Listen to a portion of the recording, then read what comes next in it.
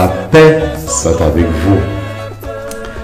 Bien-aimés de Dieu, aujourd'hui c'est le 16 août, 20e dimanche du temps ordinaire de l'année A.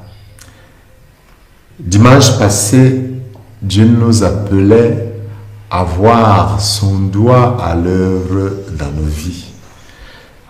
Il nous appelait à voir sa puissance qui se manifeste dans nos vies, car en montant dans nos barques ballottées par les problèmes de toute nature, il est capable de calmer les vents si nous lui faisons confiance. En ce dimanche, l'Église nous propose d'avoir un moyen qui permette à Dieu d'agir dans nos vies.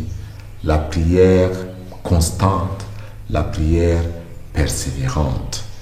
C'est une manifestation de la miséricorde de Dieu, mais dans une pédagogie qui n'abrutit pas l'homme, qui donne à l'homme de voir qu'il participe lui-même à son bonheur. Nous avons dans le texte de l'Évangile un exemple, une femme cananéenne, donc païenne, qui demande à Jésus de guérir sa fille. Première demande et refus de Jésus. « Prends pitié de moi, Seigneur, fils de David. Ma fille est tourmentée par un démon. » Mais il ne lui répondit pas un mot. Même les disciples s'en mêlent. Ils s'approchent de Jésus. Ils lui demandent d'exaucer la femme. Jésus répond ainsi. Je n'ai été envoyé qu'aux brebis perdues de la maison d'Israël. La femme revient de nouveau. Elle se prosterne devant lui en disant, Seigneur, viens à mon aide, viens à mon secours. Il répond, il n'est pas bien de prendre le pain des enfants et de les jeter aux petits chiens. Une parole tellement forte, tellement humiliante, mais la femme ne lâche pas prise. Elle reprend, oui Seigneur, mais justement les petits chiens mangent les miettes qui tombent de la table de leur maître. On pourrait se demander qu'est-ce qui ferme ainsi le cœur de Jésus face à une femme malheureuse qui se prosterne devant lui. Sinon, que c'est la pédagogie divine. Dieu nous amène à participer nous-mêmes, à construire avec lui, à persévérer, à être constant.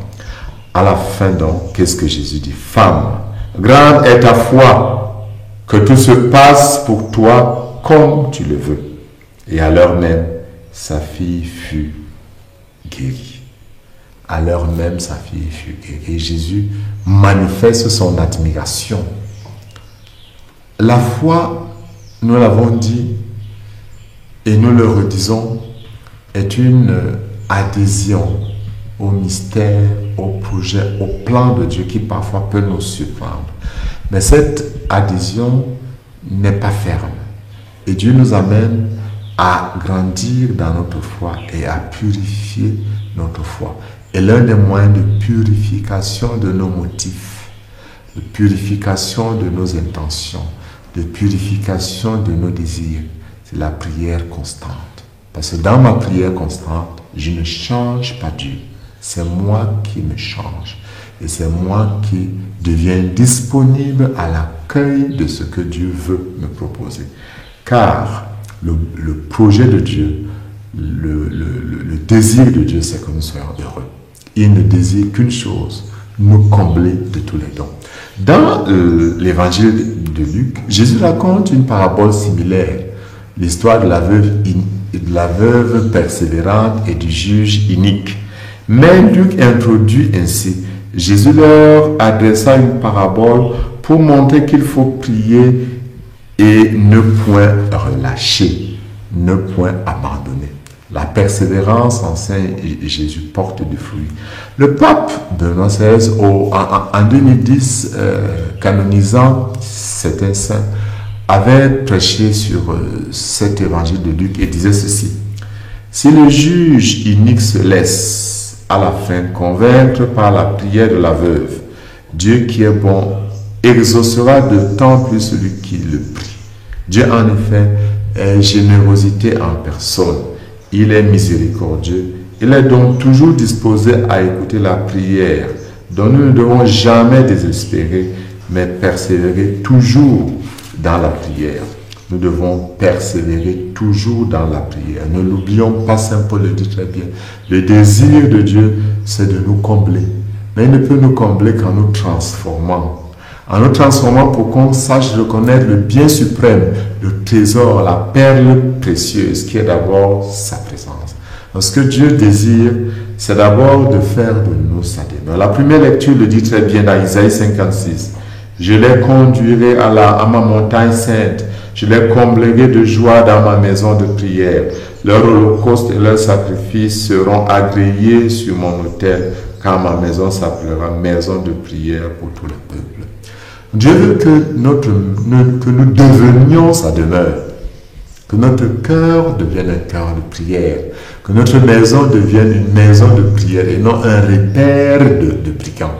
Et la prière constante nous purifie progressivement pour permettre à Dieu d'agir et nous permet de connaître le bien suprême. Car un jour dans la maison de Dieu vaut plus que 1000 ailleurs. L'ancien de ce jour le dit très bien.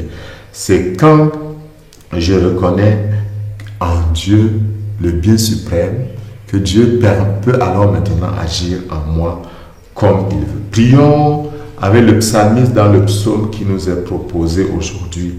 Que Dieu nous prenne en grâce et nous bénisse, que son visage s'illumine pour nous, que la terre a donné son fruit.